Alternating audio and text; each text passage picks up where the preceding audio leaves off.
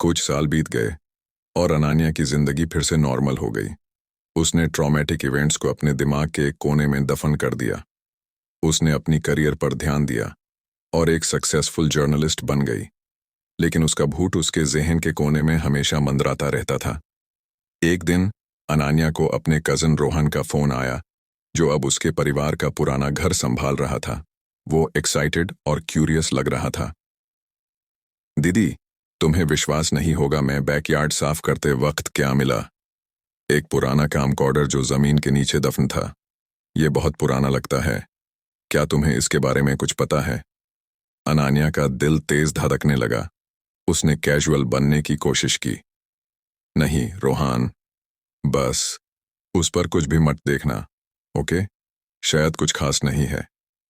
लेकिन अंदर ही अंदर उसे पता था कि उसकी वार्निंग सुनाई नहीं जाएगी।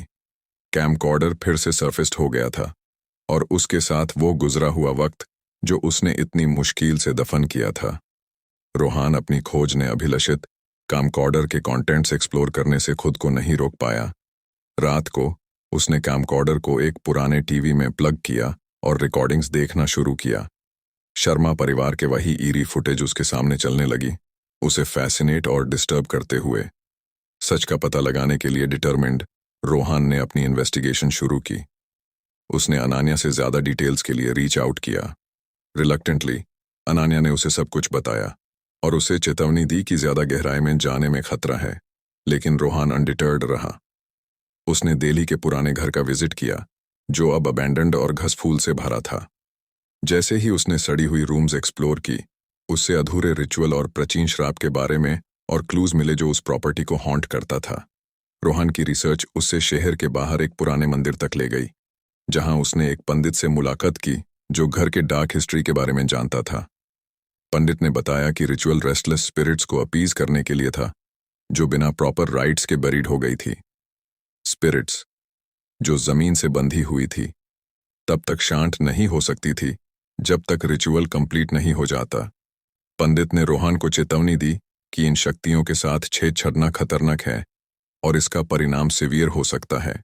लेकिन रोहन को विश्वास था कि रिचुअल कंप्लीट करके वो श्राप खत्म कर सकता है और स्पिरिट्स को शांति दे सकता है। रोहन ने दिया जलाया और चांटिंग शुरू की, जैसे अनान्या ने किया था। उसकी आवाज कांप रही थी, लेकिन उसने अपने आप को संभालते हुए मंत्रस को जारी रखा। सिंबल्स दीवारों पे और तेज चमकने लगे और हवा और भी भारी और ऑप्रेसिव हो गई। जैसे ही उसने चांटिंग के आखिरी शब्द कहे, एक जोरदार धमाका और ब्राइट लाइट रूम में फैल गई। शैडोज एक फाइनल डेस्परेट अटेम्प्ट में घूमती रही, जैसे वो किसी इनविजिबल फोर्स से बंधी हुई हो। रोहन ने एक दाढ़ भरी चीख सुनी, लेकिन उसने अपनी आंखें बंद रखी, अपने मंत्रस को जारी रखते हुए। धीरे धीरे आवाज कम होती गई और फाइनली एक शांति भरी साइलेंस छा गई।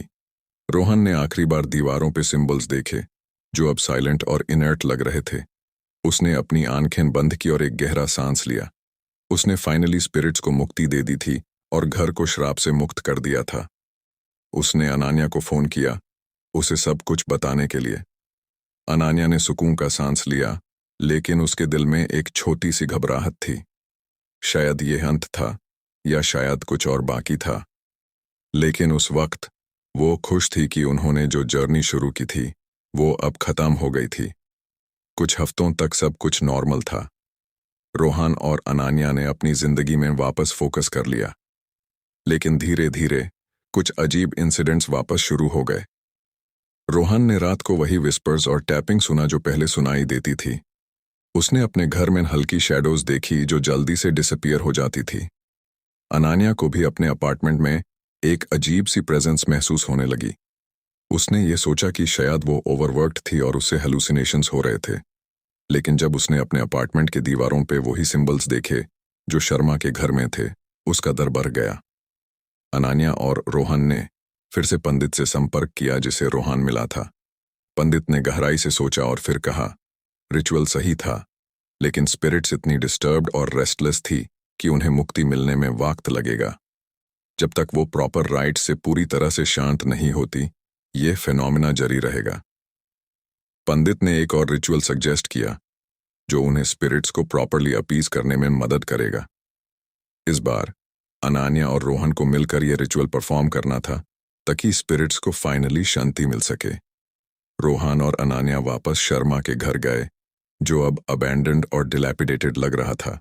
उन्होंने पंडित के बताए स्टेप्स को फॉलो करते हुए प्रिपरेशन शुरू की। सिंबल्स को फ्रेश पेंट से रीड्रॉ किया गया और दिया को रूम के बीच में रखा गया। रात के समय उन्होंने रिचुअल शुरू किया। अनान्या और रोहन ने मिलकर मंत्रस पढ़े, उनकी आवाजें एक सुर में मिलती हुई। दीवारन पे सिंबल्स चमकने लगे और रूम में एक ईरी हवा फैल गई। धीरे धीरे विस्पर्स और टैपिंग वापस शुरू हो गई, लेकिन इस बार वो और भी ज्यादा इंटेंस थी। एक पॉइंट पे रोहन को लगा कि वो स्पिरिट्स उन्हें अटैक करेंगी, लेकिन अनान्या ने उसका हाथ पकड़कर उसे मंत्रस जारी रखने को कहा। उन्होंने अपने दर पे काबू पाते हुए चांटिंग को कंटिन्यू रखा। जैसे ही उन्होंने आखिरी शब्द कहे, एक ब्राइट लाइट रूम में फैल गई और एक जोरदार धमाका हुआ। विस्पर्स और टैपिंग अचानक बंद हो गई और एक भयानक सन्नाटा छा गया। उन्होंने अपने आप को संभल कर दीवारों को देखा, जो अब साइलेंट और पीसफुल लग रही थी। पंडित ने कहा, अब स्पिरिट्स को शांति मिल गई है, अब ये घर सेफ है। रोहन और अनान्या ने घर से बाहर आकर एक गहरा सांस लिया। उन्होंने फाइनली स्पिरिट्स को मुक्ति दे दी थी और अपनी जर्नी को अंजाम तक पहुंचा दिया था। वापस अपने जिंदगी में लौटकर उन्होंने हर वक्त यह याद रखा कि कुछ चीजें कभी कभी उनके पास्ट को डिस्टर्ब करने की कोशिश करती है, लेकिन अगर हम हिम्मत और डिटर्मिनेशन से काम ले तो हम उन्हें ओवरकम कर सकते हैं। अगर तुम्हें यह कहानी पसंद आई तो प्लीज शेयर करो, लेकिन याद रखो, कुछ चीजें हमेशा मिस्ट्री बनकर रहनी चाहिए, क्योंकि कुछ राज कभी कभी बेस्ट बेरिड होते हैं।